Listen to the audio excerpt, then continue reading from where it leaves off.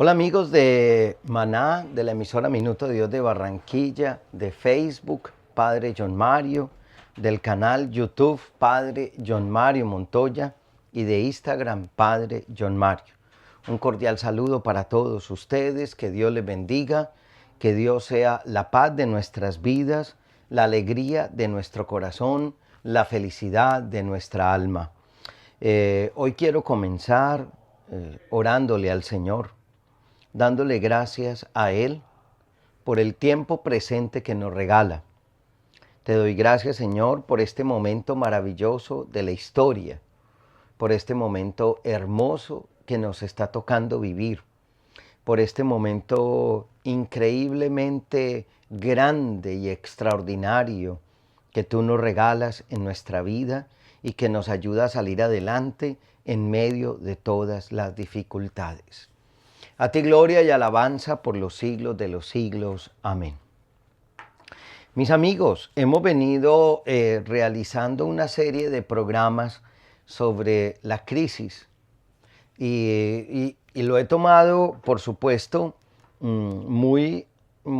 creo que puede servir cuando estamos teniendo crisis personales, pero también lo veo muy enfocado a las crisis sociales y al momento que vivimos, que es un momento desafiante para la fe, es un momento desafiante para las instituciones, es un momento complicado para muchas situaciones de la vida. Pero también creo que, como lo he dicho y lo he afirmado desde el principio, no estamos viviendo una época de cambios, sino un cambio de época por los avances tecnológicos, por la educación, por la conciencia que el ser humano ha ido tomando del momento que estamos viviendo, de las situaciones que estamos viviendo. Después de haber hablado de cómo vivir en época de crisis, comencé a desarrollar este tema, peligros en tiempo de crisis. Y hablé de perder la fe, primero. Segundo, el pánico. Tercero, una visión apocalíptica de la historia, una lectura catastrofizante de la historia. Y en un cuarto lugar, eso hoy voy a desarrollar el cuarto y quinto, sexto lugar, punto. Después de hablar de perder la fe, el pánico, la visión apocalíptica de la historia, creo que un cuarto peligro, riesgo de vivir en una época de crisis es el egoísmo corruptor. Lo llamo así, el egoísmo corruptor. El Papa Francisco nos ha venido hablando mucho de una manera de pensar del mundo de hoy, y es una manera que él llama autorreferencial. El ser humano, cada persona se está volviendo el referente de sí mismo, negándonos a la trascendencia y cayendo en el inmanentismo, en la inmediatez. Pero también volviéndome yo mismo la medida de todas las cosas. Es por supuesto que, como han dicho muchos filósofos, el hombre es la medida de todas las cosas. Pero esta manera de pensar es el yo, es la medida de todas las cosas. El yo es el principio dominante. Cuando hablo del egoísmo corruptor, hablo de, en época de crisis, es relativamente fácil que se hable de sálvese el que pueda, sálvese el que pueda, sálvese el que pueda y haga lo que pueda para salvarse. Pero fundamentalmente cae uno en un riesgo, y el riesgo es: yo me quiero salvar y quiero salvar los míos, a como dé lugar, como sea. Yo quiero salvar mi pellejo, quiero salvar mi familia, quiero salvar mi hogar, a como dé lugar, no me importan los demás. Y aquí yo veo que está la tendencia a un egoísmo corruptor.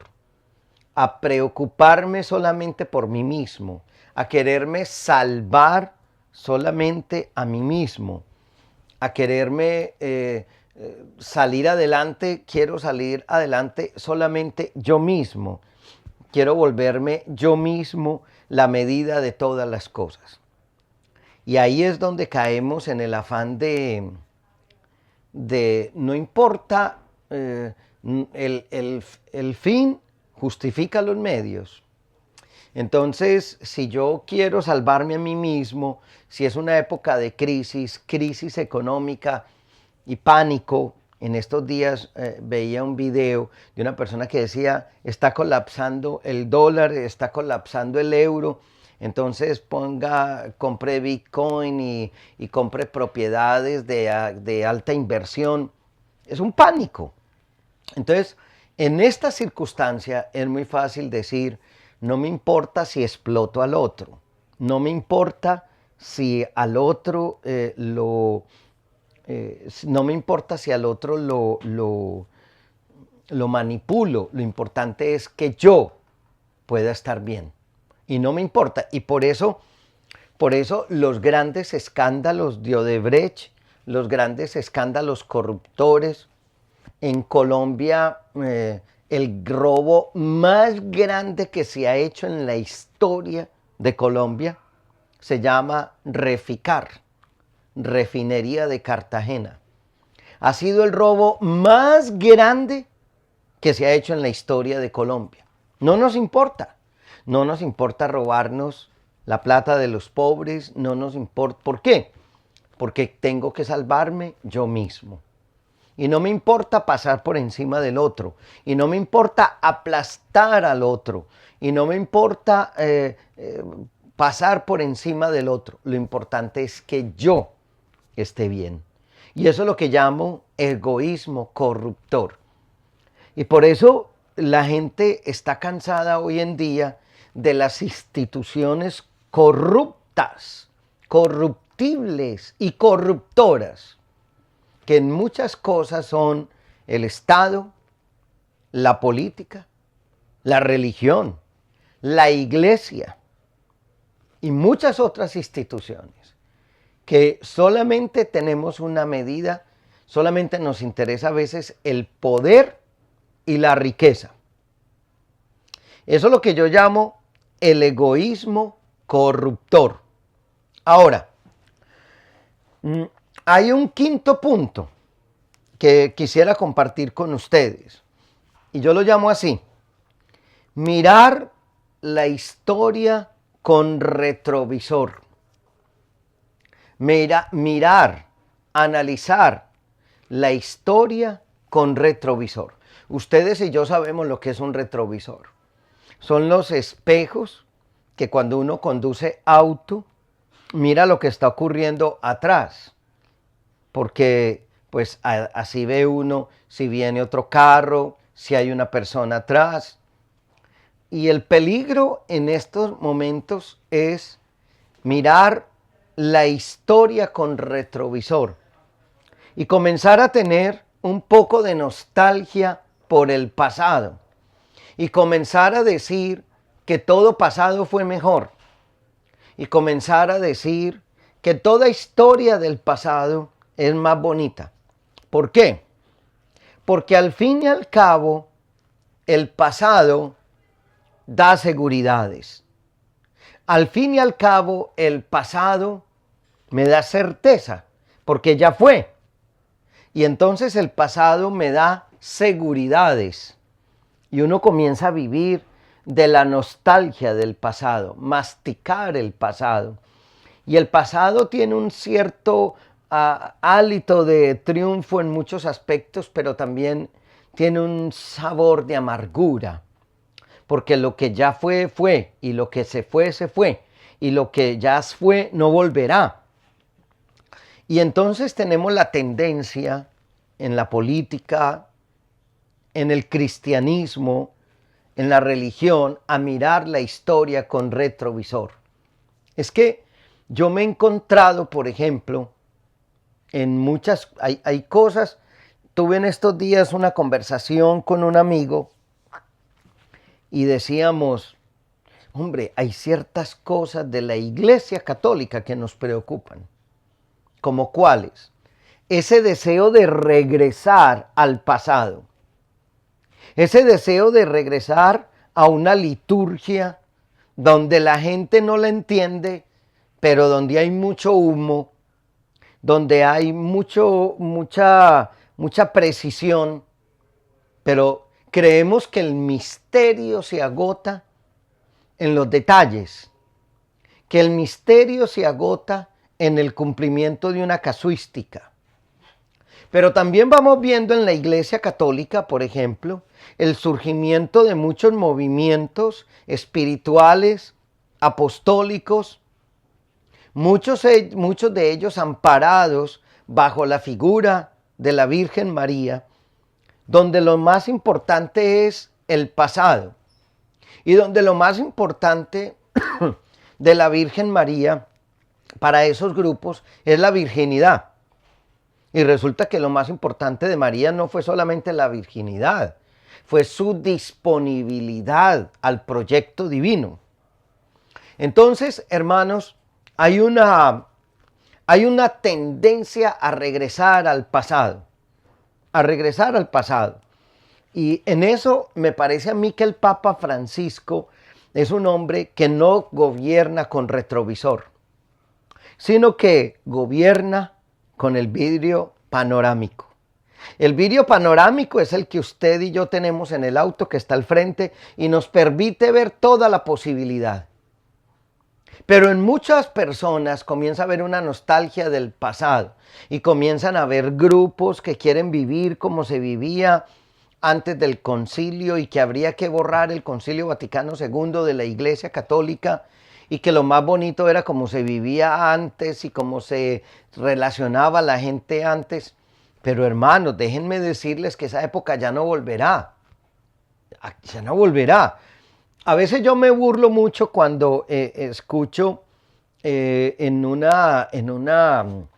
ciertas canciones, cuando llega diciembre en mi tierra, hay una canción que dice aquellos diciembres que no volverán. Y entonces yo digo, hombre, pero siquiera no van a volver. Yo quisiera que mi mamá estuviera viva, pero no lo está. Y no puedo quedarme deseando que mi mamá estuviera viva para volver a vivir los diciembres como los viví con ella. Me da muy duro no tenerla en diciembre, en Navidad. Pero no puedo quedarme solamente en la nostalgia del pasado, porque a pesar de todo tengo una carga de presente muy importante que tengo que enfrentar y que tengo que sacar adelante. Y entonces cuando el pasado se va volviendo tan complicado, cuando el presente se va volviendo tan complicado, tan complejo, uno tiene tendencias a gobernar con retrovisor, a creer que las normas de antes eran las más bonitas y que las constituciones de las comunidades religiosas de hace 200 años eran las más bonitas. Entonces las de hoy son terribles. Lo que el hombre avanzado quisiera borrarse todo, borrón, y volver a vivir. Y hay una cierta nostalgia del pasado. Una vez yo leí un libro hace muchos años, no sé si era La tercera ola de Alfred Toffler, o ya no recuerdo, o de John Naisbitt, Megatendencias, no recuerdo. Y era un libro, ya no recuerdo esos autores, menos mal, ¿no? Y entonces decía que la gente necesita enclaves del pasado que le den seguridad. Hablaba de ciudades del pasado. Yo recordaba lo que significa en Colombia, en Boyacá, Villa de Leyva, o en Antioquia, Santa Fe de Antioquia, o en el Caribe, Mompox, y otros lugares que uno va allá y uno siente como que el tiempo se detiene y producen cierta fascinación y producen cierto entusiasmo, pero resulta que es que el tiempo no se detiene.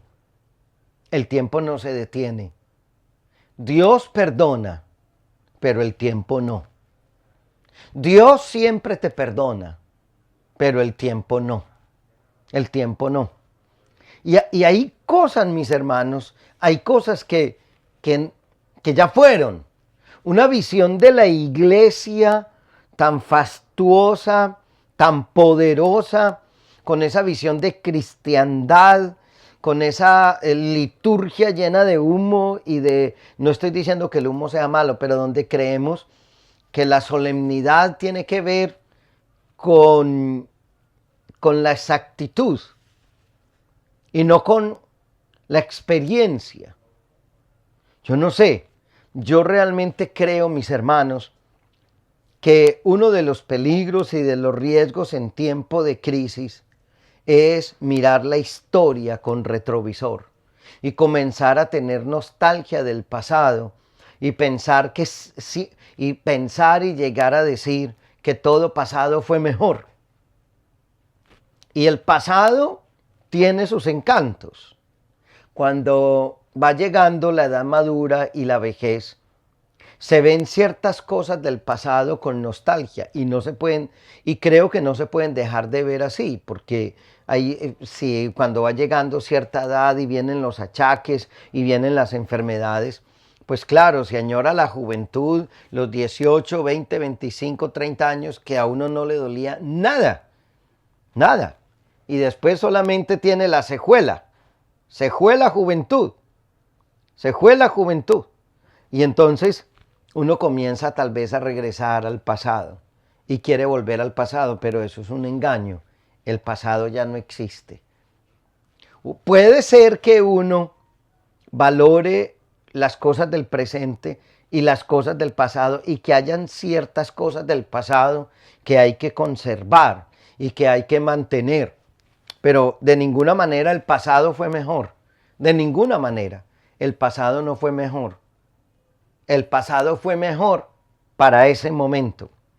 El pasado fue mejor para ese instante. El pasado fue mejor para esa época. Entonces, creo que uno de los riesgos y de los peligros en tiempos de crisis es mirar la historia con retrovisor. La historia, a veces yo le tengo mucho miedo a un verbo que nosotros usamos mucho, que es el verbo debería. Porque es que las cosas a veces no son como deberían, sino como son. ¿Usted debería hacer esto? Pues sí, debería. No deberían haber pobres y ricos, pero los hay. Entonces, cuando uno se mantiene en el concepto de debería, el de debería siempre me mantiene con una visión poco realista de la vida. Debería. Pues sí, pero ese debería no es lo que es. Por lo tanto, hay un riesgo, y el riesgo de la nostalgia del pasado, de querer regresar al pasado. Es decir, las normas de antes son lo mejor. Bueno, eran interesantes, pero ¿cómo eso puede tener hoy como un valor? Entonces, me parece que es un peligro. Pero el sexto riesgo o peligro es este. El comediógrafo latino Plauto del siglo II antes de Cristo dijo esta frase en una comedia: Homo homini lupus. Está en latín. Y cuidado, no es que me guste mucho el latín, porque entonces también tuve una discusión con un amigo en estos días que me decía, es que las frases de la Biblia en latín se oyen mejor. ¿Y por qué? Y es que el castellano es menos valioso que el latín. Y es que el inglés es menos valioso que el latín. Entonces, si se dice en latín, Dios escucha. No, señor. Pero bueno, este hombre decía, Homo homini lupus. El hombre es un lobo del hombre. Y en tiempos de peligros y de riesgos y de crisis, en tiempos de crisis tenemos un peligro y un riesgo. Pensar que el ser humano es un lobo del ser humano y que solamente somos devoradores los unos de los otros.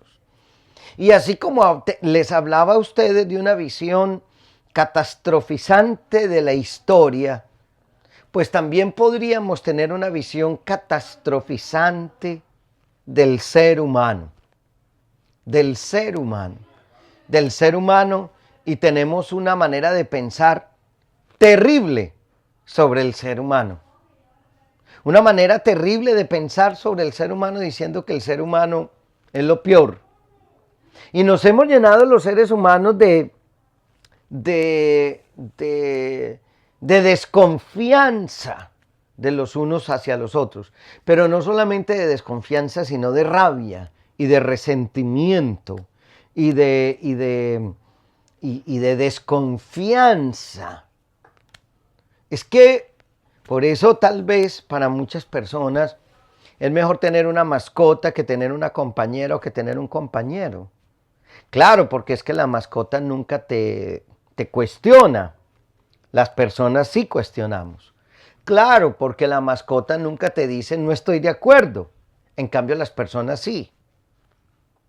Y me parece que a veces podríamos caer en una visión catastrofizante del ser humano, donde el ser humano es una porquería y donde el ser humano es un ser dañino y destructivo. Y ojo, no tengo nada en contra de las personas que ayudan por la naturaleza, pero a veces les escucho decir, es que el ser humano es terrible, dañó la... Todo lo que hemos hecho es malo. No, no todo lo que hemos hecho es malo. No todo lo que hemos hecho es tan malo.